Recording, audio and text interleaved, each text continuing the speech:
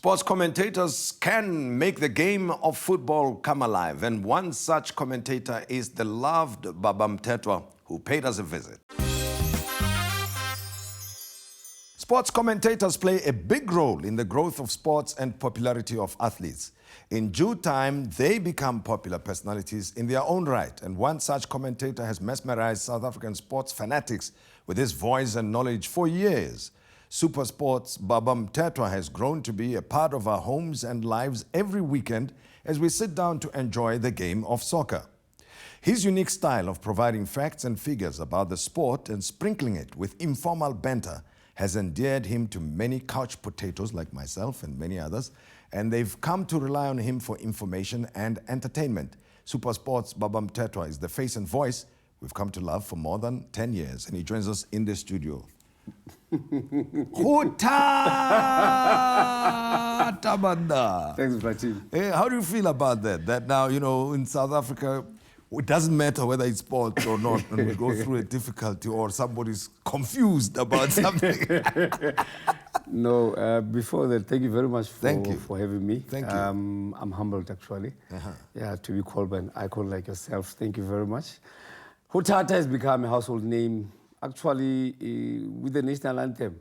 Yes. I'm sitting just behind them. Just behind them? Yeah. Because I realized some other time I had gone to a school, they were writing exams. I just gone to see my past high school. Yes. And they were writing mathematics. And the exam was like, Bona, and these kids, as they were going out of the classroom, Professor Ongola, we're like, oh, tata, pampirena, man. I suppose even editorials of newspapers, right? When we're going through a difficult situation as a nation, will not bother to write long essays explaining what's going on. They just put one big caption and say, Hota! And leave it at that. Yes. Yeah, but it's been a fantastic journey for you, sports commentary, right? Because, I'm just recently Muhammad Ali died. And actually, many sports fans may not realize that he was popularized by his own, by broadcasters who followed him, who were his followers, and they went out of their way to make sure that we get to know of him. And I'm thinking of even the 70s and even before then, that before television, people got to know and follow teams simply because of commentators like yourself, teams they'd never seen before.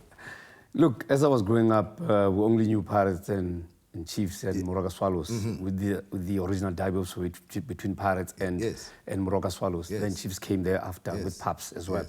I think we knew people like Mthethwa and Masitenya, Sidi Soliballo, Ubabo, Radio Zulu, now it's called Ukhozi, and also Zamama Sondo, my colleague at Supersport now, who's still mentoring me even today. So we got to know all these players because of what they did and how they articulated commentary on radio. Remember, on radio, they have to paint a particular picture for you to see and feel the ambience as if you are at the ground.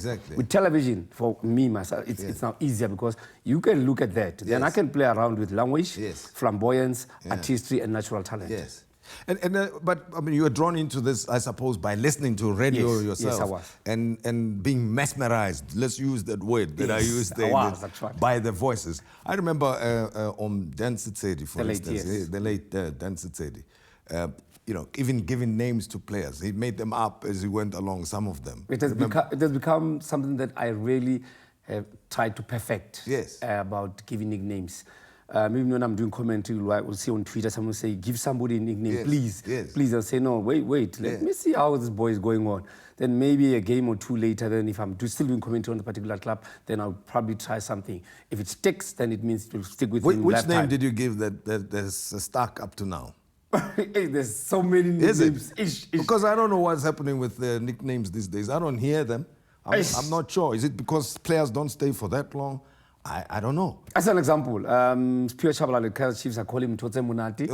I call Katsande Insimbi. And I call somebody like Teko Modise, the general. And then you find somebody at Pirates like this young boy. He's good. It's so good now. Tabo Kalinga call him Section 10. Remember when we were growing up? Section 10 Kapasa. Exactly. Yes, or Villa Tropo.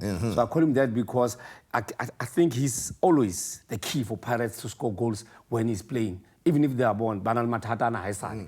Another thing, you find that players like Hlompho Kekana, his unique style of kicking the ball so hard. He reminds me of Socrates. He used to play for Brazil in the World Cup in 1978 in Mexico. He used to kick that ball so hard. Yes. So Hlompho Kekana, I call him Socrates, the good doctor. He's a doctor by profession, Socrates, by the way. Yes. So people ask why. You've got to have all these facts and figures and make it colorful as well, right? And adding your own life experiences to the whole.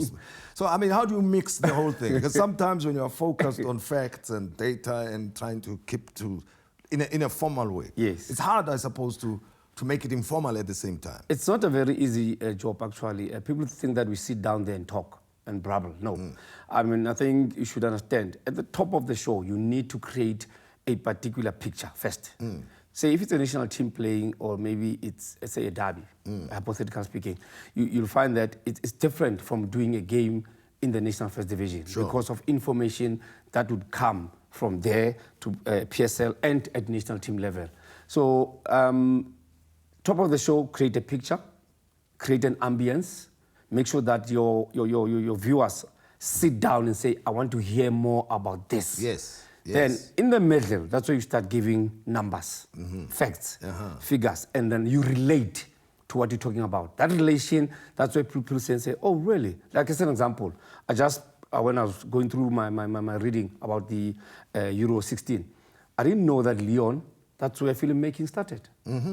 And as I do a game in Lyon, any game during the Euro, I can relate to them, say, hey, we are in Lyon. Educate us at the same time. We are in Lyon, and this is where filmmaking started. And another thing, French cuisine. The best place to have French cuisine is not in Paris, no, it's in Lyon. Okay. So how many people would have known that? Well, I just heard from you now. And thank you for the education. So, that's why we call it info-edutainment. That's right. We educate, we inform, and then we entertain. And of course, the entertainment is where your true personality comes through. Through that. Now, it has taken you around the world, this job, right? Yes, and throughout the country, I suppose. And of course, the continent, and had allowed you access to the athletes themselves. Yes. So what are the highlights for you? Just give me the statistics. You work with statistics, right? Where have you been and where are you still to go? Africa, I've been to 29 countries out of 55 at different times, at different capacities.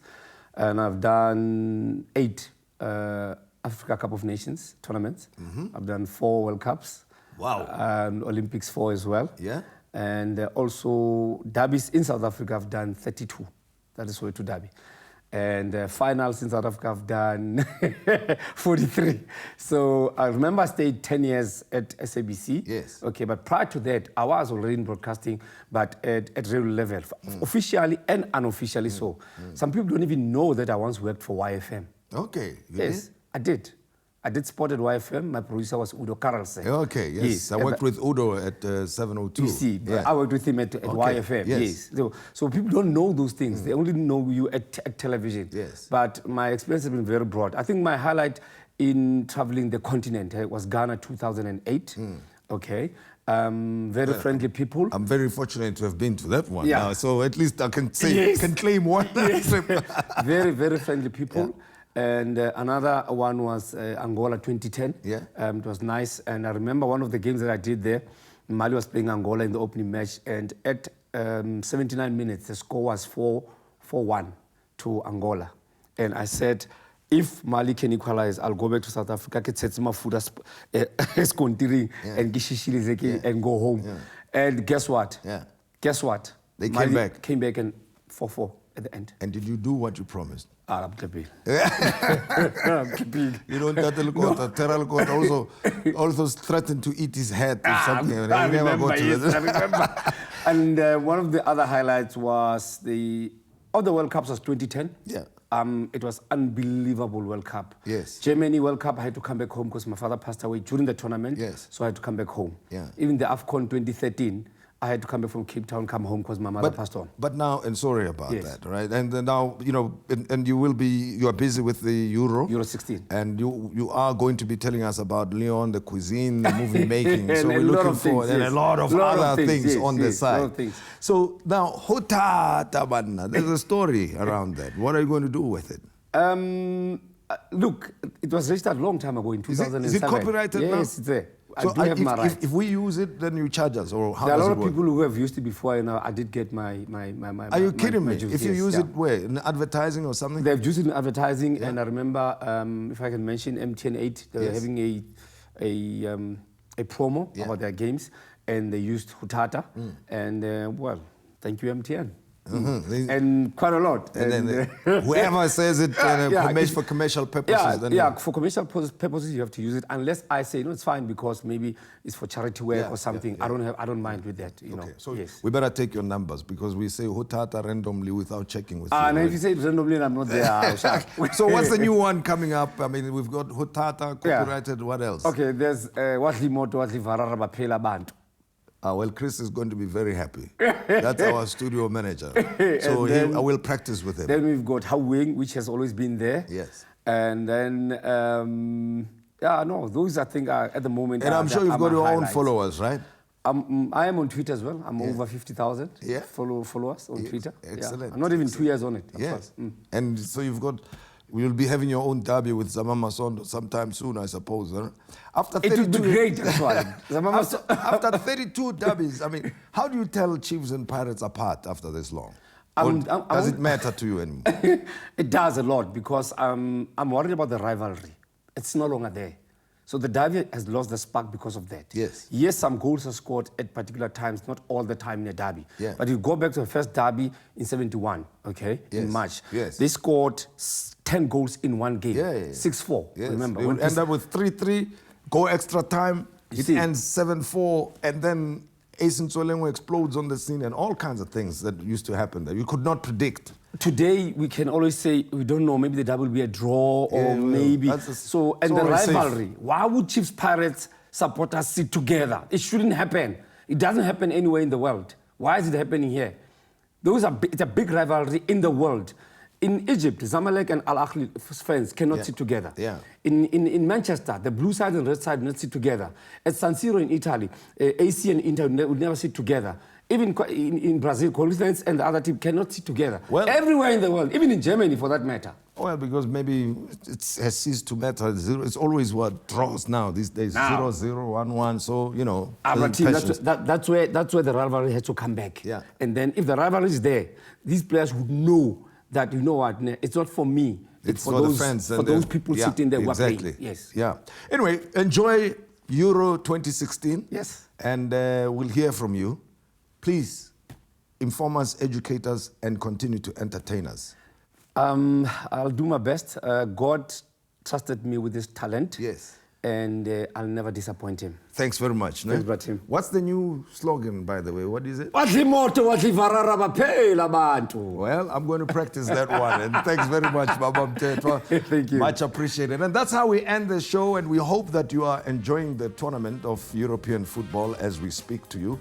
And of course, this is our man, our go-to man who will help us entertain, keep informed and entertained. From us, good night.